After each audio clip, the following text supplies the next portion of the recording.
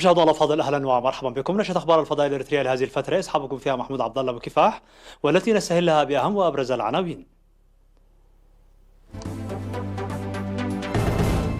تطور عمليه صيد الاسماك في جنوب البحر الاحمر. مزارعو منطقه قدقد يستعدون لامطار الهضبه.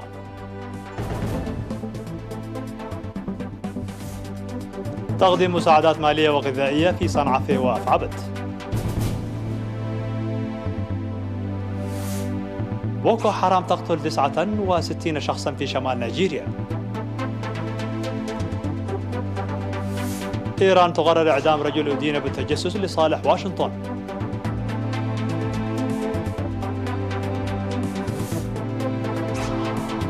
مليارات الدولارات خسائر متوقعة لشركات الطيران في العام 2020. مرحبا بكم من العناوين إلى التفاصيل. أوضح مسؤول شركة الأسماك في إقليم جنوب البحر الأحمر السيد خالد محمد بأن أنشطة الصيد تسير جيدا بمراعاة ضوابط مكافحة وباء فيروس كورونا، وأشار إلى تقديم الحكومة الدعم اللازم لزيادة إنتاج الأسماك كما ونوعا وتحسين الحياة المعيشية للصيادين، كما أشار إلى تقديم التوعية والإرشادات للصيادين للقيام بالاحتياطات اللازمة للوقاية من وباء كورونا، موضحا صيد كميات كبيرة من الأسماك في الأشهر الماضية. وأوضح رئيس الجمعية التعاونية لصيادي الأسماك في إقليم جنوب البحر الأحمر السيد إدريس محمد بأن صيد الأسماك عمل جماعي، وقد تم تخفيض عدد الصيادين في القوارب من 10 إلى 5 ومن 7 إلى 4 حسب سعتها، تماشيا مع تعليمات مكافحة كورونا وضوابط التباعد الاجتماعي، والقيام بعمليات التعقيم اللازمة أثناء العودة من الصيد. يقوم مزارعو قدقد في مديرية شعب إقليم شمال البحر الأحمر باستعدادات مسبقة للزراعة بالاستفادة من سيول أمطار الهضبة وتحويلها إلى مزارعهم، وذلك بتنظيم أنشطة النفير الجماعي. وقال المزارعون بأن أنشطة النفير التي بدأت في الأسبوع الأول من مايو باستخدام الثيران تشتمل على صيانة الحواجز المائية وتمهيد مساحة 2800 هكتار. وذكر المزارعون بأن العمل الذي يقومون به يساهم في ري ربع المساحة الكلية التي يتوجب تنميتها، ويحتاجون للدعم الآلي للحصول على فعالية أكبر. وأوصى المدير المساعد لإدارة ضاحية قدقد السيد أحمد بارياي بضرورة استمرار دعم وزارة الزراعة والإدارة، داعيا لإجراء الصيانة العاجلة باستخدام الآليات لبناء الحواجز والبنى التحتية الزراعية المشيدة في ماي أولي ولابا لانهيار أجزاء كبيرة منها.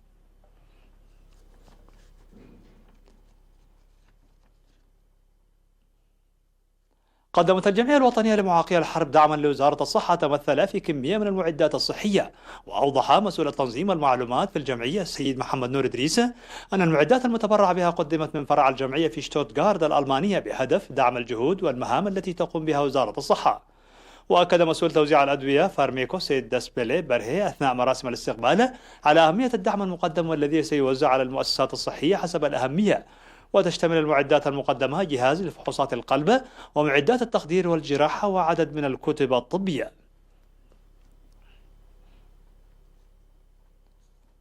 يواصل الإريتريون في الداخل والمهجر تقديم التبرعات المالية والعينية لتنمية صندوق التصدي لوباء كورونا ومساعدة المحتاجين الذين لازموا منازلهم تطبيقا للتعليمات الحكومية الصادرة للوقاية من الوباء.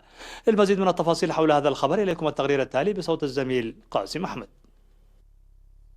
تبرع المواطنون في الداخل والمهجر أكثر من 500 ألف نافة و28 ألف درهم إماراتي. وأفاد تقرير وزارة الصحة اليومي بأن أعضاء الشؤون الثقافية في الجبهة الشعبية للديمقراطية والعدالة تبرعوا بمبلغ 247 ألف نافة، وعمال مكتب وزارة العمل والرعاية الاجتماعية في الأقليم الجنوبي ب 62194 نافة، ومعلمو وعمال مدرسة دنب السنبل ب 42917 نافة، وفندق ماي نفحي ب 20,000 نافة، ومزرعة أدال لتربية الحيوانات ب 20,000 نافة، ولجنة تنمية عتكرزان ب 20,000 نافة، وضاحية تمايجلة ب 17,000 نافة. وتبرعت حانات كرن 13,000 نافة، والمقاهي ومطاعم الوجبات الخفيفة ب 11,184 نافة، ومتاجر المواد الاستهلاكية في المنطقة السادسة 7,000 نافة، ومتاجر الخياطة والأقمشة في المنطقة الثانية بكرن 6,286 نافة، وضاحية بادو بمدينة حقات 4,986 نافة، وإنجناق 4,986 نافة، وعد جدة 6000 نافة، وعد فلسطين 8766 نافة، وفندق أزمارو ب10,000 نافة، وقنديل لتقنية الكمبيوتر 5000 نافة، وجمعية مريم صهيون التعاونية لأبناء دجنة المقيمين في أسمرة 5000 نافة.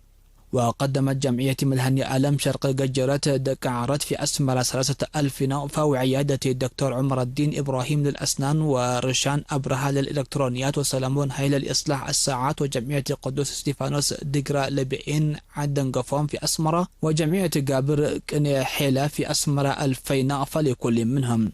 وكل من باتشي للإلكترونيات، ويوديت جرزجهر للذهب والفضة، وبوتيك شلان 2500 نافة. وكل من قشي والدي رفائيل المواقد، ومطعم الذهب، وداويت ميني شوب والجانيش للفلفل الأحمر، وجمعية مدهني ألم التعاونية لعدي جولتي جع تدوق 1000 نافة، ومطعم جدي في كرن 386 نافة، وعدد من المواطنين أكثر من 15,000 نافة. وتبرع الإرتريون المقيمون في دبي 25,759 درهم، والمقيمون في أبو ظبي 2500 درهم. وأن الإرتريين المقيمين في الإمارات العربية المتحدة قد تبرعوا ب1,854,438 درهم و3,000 يورو للتصدي لكوفيد 19 المستجد. من جهة أخرى، أعفى المواطنون من الأقليم الأوسط والمقيمين في أمريكا وإيطاليا مدفوعات إيجارات البيوت والمتاجر لفترة تتراوح من شهر إلى 7 أشهر. صنعاء وفعبت دعما غذائيا وماليا، كما تم إعفائهم من دفع إيجارات البيوت. فقد قدم 2 من المحسنين في مديرية صنعاء 200,000 نقفة ووزعت على هيئة ذرة ومواد غذائية أخرى ل170 أسرة في ضاحية ماهوسيتو. كما تم توزيع 17 كنتال من القمح الذي جمع من سكان بلدة سرحة وضاحية ماي ترى على المحتاجين. في غضون ذلك أعفى المواطنون في صنعاء في إيجارات شهرين وشهر لمستأجري متاجرهم ومنازلهم. وفي مديرية فعبد قدمت جمعية معاقي الحرب 35 كنتال الذرة و5 كنتال سكر ل33 من أعضائها. كما قدم أعضاء مركز ماتر للتدريب العسكري 5 كنتال دقيق أبيض و5 كنتال سكر و3 كنتال عدس للأسر المحتاجة. وفي ذات السياق وزع السيد يوسف محمد آدم أحد مالك البساتين أكثر من 500 كيلو من الخضروات على المحتاجين. كما ألقى مواطن من فعبت إيجار 6 أشهر وآخر لشهر عن كاهل مستأجري منزليهما. مشاهدينا الأفاضل، كانت هذه الأخبار الداخلية. فصل قصير ونوافيكم بالأخبار العالمية، فابقوا معنا.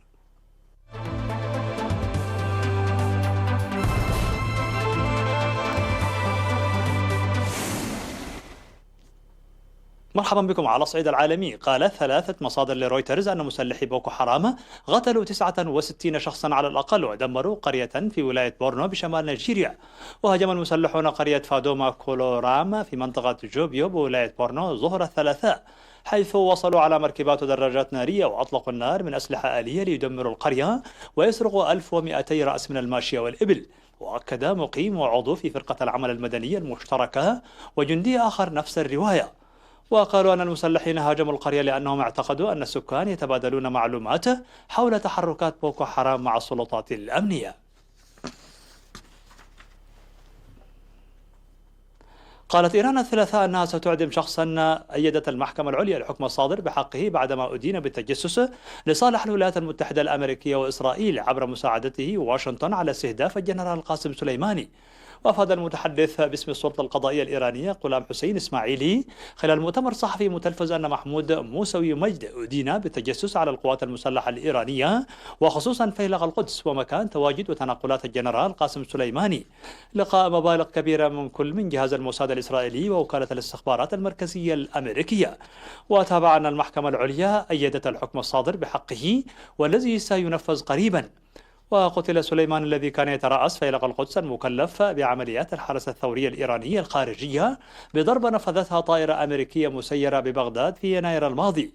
وأصدرت إيران حكما مشابها في فبراير بحق أمير رحيم بور الذي أدين كذلك بالتجسس لصالح الولايات المتحدة والتخطيط لبيع معلومات متعلقة ببرنامج إيران النووي.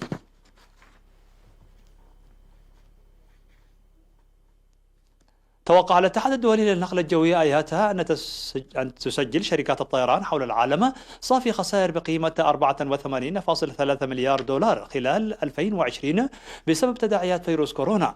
وقال آياتا في تقرير حول توقعاته لصناعة النقل الجوي أن هامش الربح الصافي للشركات سيكون عند سالب 20.1%، بينما ستنخفض الإيرادات بنسبة 50% لتصل إلى 419 مليار دولار. وكانت إيرادات شركات الطيران العالمية سجلت 838 مليار دولار في 2019. وحسب التقرير سيكون 2020 أسوأ عام مالي في تاريخ صناعة الطيران، وفي المتوسط كل يوم من هذا العام سيضيف 230 مليون دولار لخسائر الصناعة. وأشار التقرير إلى أن مفتاح الانتعاش للقطاع يكمن في إعادة فتح حركة الطيران مع تنفيذ التدابير المتفق عليها مع منظمة الطيران المدني الدولية للحفاظ على الركاب وأفراد الطاقم في أمان.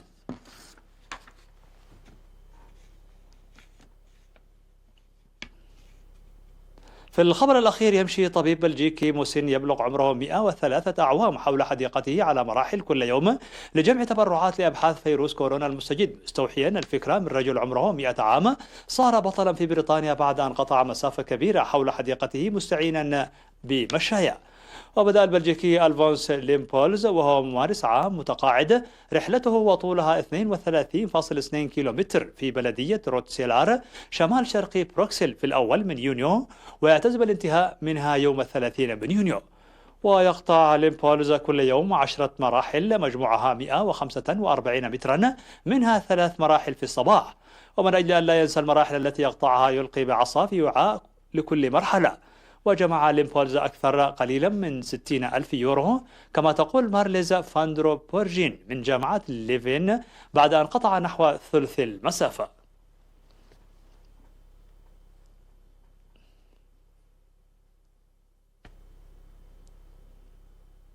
مشاهدينا الأفاضل، بهذا نكون قد وصلنا بكم إلى نهاية النشرة. شكرا على حسن المتابعة، دمتم بالف خير.